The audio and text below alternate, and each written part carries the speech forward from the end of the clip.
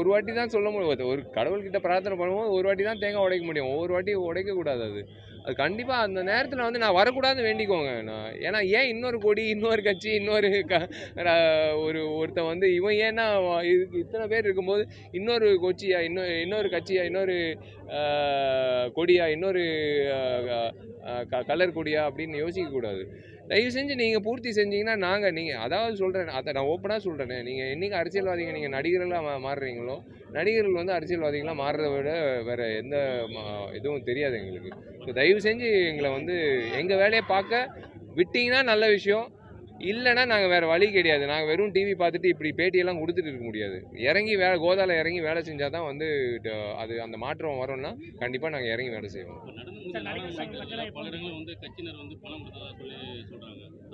அது மக்களோட பணம் தான்.